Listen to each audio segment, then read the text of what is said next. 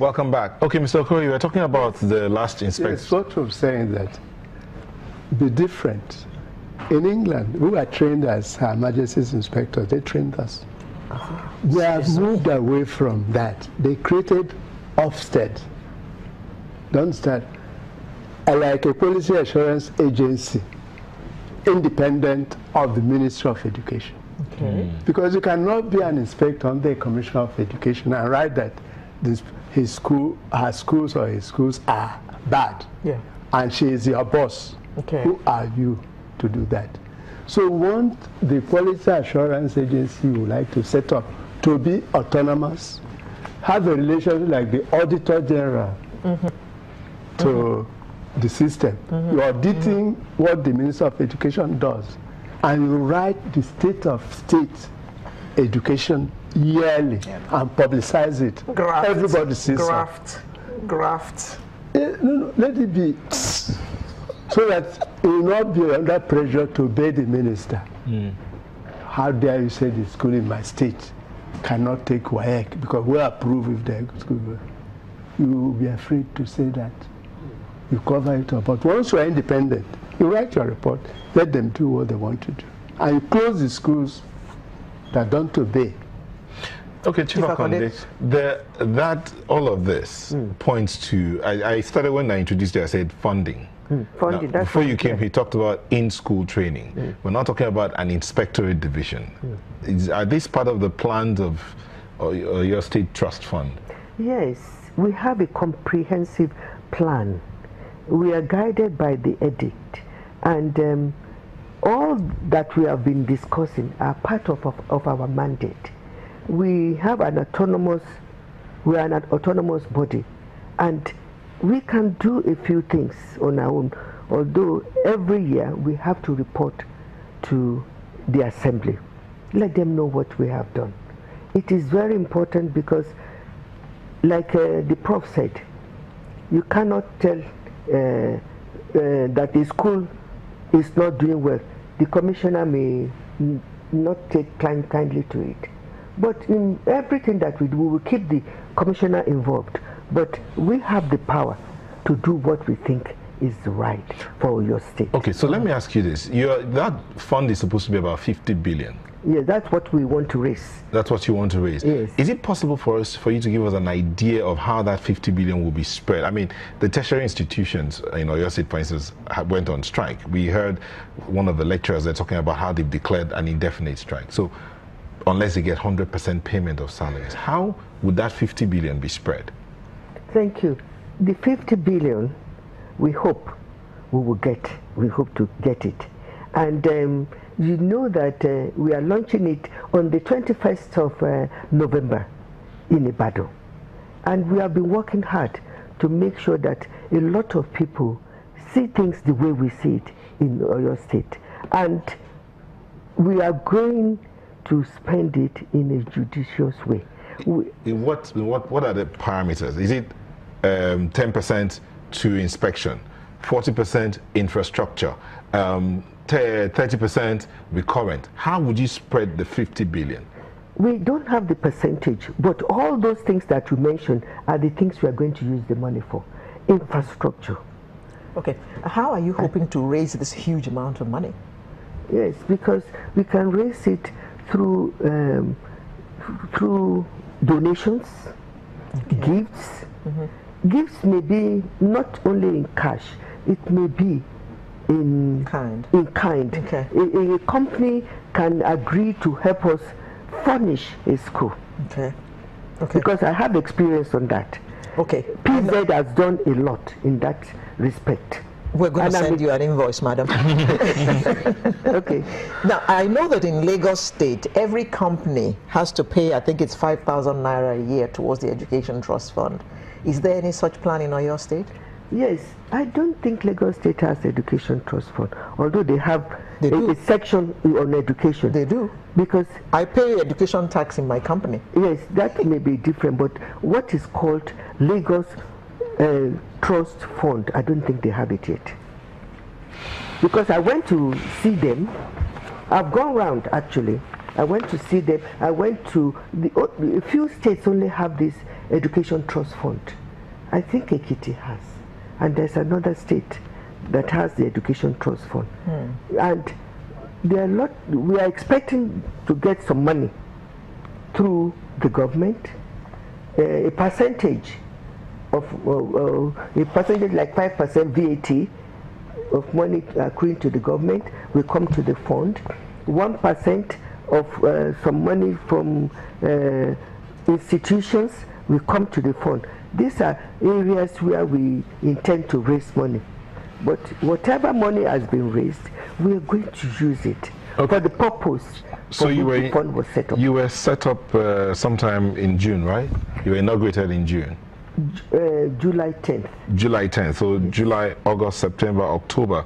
Now you're supposed to get 5% of the VAT accruable to the state from the federation account. So that means you've gotten about 15% in 3 months. So you've gotten 5% of whatever or your state is supposed to get as from the VAT, right, from the federation account. So that means you have a little bit of money, maybe not up to 50 billion. No, that is not enough money for what we want. I know, but that is different. Okay. The 50 billion we are talking about is what we raise when we launch the fund. You see, why I asked this is, I'm looking at your functions, what's demanded of you. That means it's huge. And if we go by the complaints of that lecturer and the other tertiary institutions, they are really, really not happy. I mean, there was a phrase that the lecturer used, and some of us here cringe, as in, that wasn't very grammatically correct. So that tells us that there's still need for that part of in-service training. Maybe the trust fund hasn't exactly looked at it in details how they want to go about it, but there is a need for intervention. Mr. Okoro talked about it, Yomi talked about it. I'm also talking about it. I believe in training and sometimes retraining as well. Because sometimes it's, you notice that the standard of teachers, they have fallen, and you go there and they speak some English grammar and you wonder what school. You know, because people like us that went to Queen's and King's, my father went to King's College apparently. So we believe in proper English. Although we were trained by expatriates in those days. I recall that in those days, in the 60s for instance, and late 50s, primary school teachers used to go for some kind of training or the other every holiday. Every holiday they were going on course somewhere. Please correct me if I'm wrong, Mr. Okoro. That's you know, I mean, just before Professor Okoro talks, you know, one of the biggest irony of this is that virtually most of the teachers in what was called Northern Nigerians go for that training in Kaduna State. Oh, what a shame. The school is still there, still in Zaria. The NTIs. That's the irony of it all, that virtually all the teachers that were in Northern Nigeria every holiday goes to Kaduna State to go for the retraining. And it is not Kaduna that is testing teachers. You know what they're doing? No, what they're doing is, this is what I say, you have to know your onions when it comes to teachers. The role you want them to play in the school are the competencies you think they should be exposed to, whether pre-service or in-service. You know what is happening in Nigeria? Money, a lot of money is given by federal government under UPE. A percentage of their money is for teacher training. How can you come to a state, you call all the teachers, 30,000, 40,000 of them, in a stadium like hall, say you are giving in-service training? This is what happens. And they tell you how many teachers that have been trained. An in-service training we talk about is you go to a school and do a needs assessment of each teacher. Teachers are 5 years old, 6 years old, 10, 15. Their needs are not the same. But when you gather them in a group, because you are spending 1 million to have a teacher trained to put your records quantitatively, you say you've trained them. You haven't trained them. Some go there as a holiday. They collect the bag, handbag, trained. They give you certificates of attendance, and you say you are training teachers. No. Some teachers cannot do mathematics because they are poor. You know this. Take them together and give them this skill. on a constant basis, and inspectors monitor their improvement. And you look at your school results and where things are put, history, geography, whatever. Not to bring everybody teacher because you are nature teachers in stadium and train them like football watchers. Okay, we've got to wind down now. So I'd like you to take your closing statements on the way forward. Yomi? I think for me, it's for government to put the right emphasis on education. I feel that as we have the devolution of powers discussion in Nigeria, I think part of what should come into phrase education. The best times we had in education in Nigeria was when it was under the region. I think we should take education back to the states.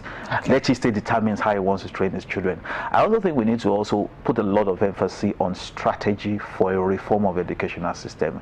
Each governor is shooting anyhow. Some are forcing teachers, some are doing infrastructure.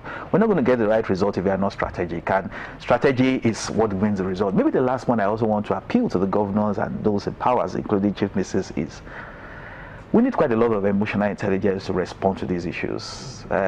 Nigerian said that it will call the music. It's not the noise.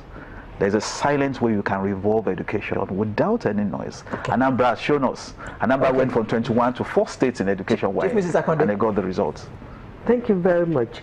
I agree with what you have said, but we are even going further. With this Oyo Education Trust Fund, the money that we will raise, and we hope that when we do the launching, we will get the money.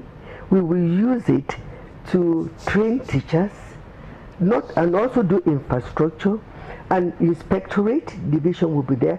Most of the things that we have been talking about since I joined you are things that we have been discussing among ourselves at the Oyo Education Trust Fund. The governor has a lot of interest in this trust fund. Okay. And this is why he has carefully chosen people he feels that have the passion to help him. Okay. And we promise that we will do our best. Okay. But let us get some more money. Okay. Thank you. Mr. Okoro. What I'll say is that government should look back and decide what they think a school should be. Not infrastructural building, not beautiful buildings. They take a child in the educational planning, put the child in the center before they plan. What will be the needs of this 6-year-old when he leaves home to school? He will be among adults that are trained with him, the teachers. Is the environment child-friendly? Has it got toilets? State government builds schools without toilets. Children defecate in the bush next to the schools. Both me, I was a past inspector. So that's not school. They build for show. Okay. But let them build for education, for a holistic development of a child, morally, physically, psychologically, and otherwise. Thank you. Johnny says we can't get it right until government officials, functionaries are bound to let their children attend public schools starting from primary to tertiary. Good. So if children are sitting on the floor, their children will sit on the floor as well. Thank you very much. We have been looking at the state of education in Nigeria, and we had with us the chairman of Education Trust Fund in Oyo State, Chief Mrs. Nika Akonde. We had retired director at the Ministry of Education, Mr. Dennis Okoro, and we also had an education expert, Yomi Fawaimi. Thank you all very much for coming to share your insights with us this morning. Thank you. Sunrise will return with another interesting conversation. Make sure you join us.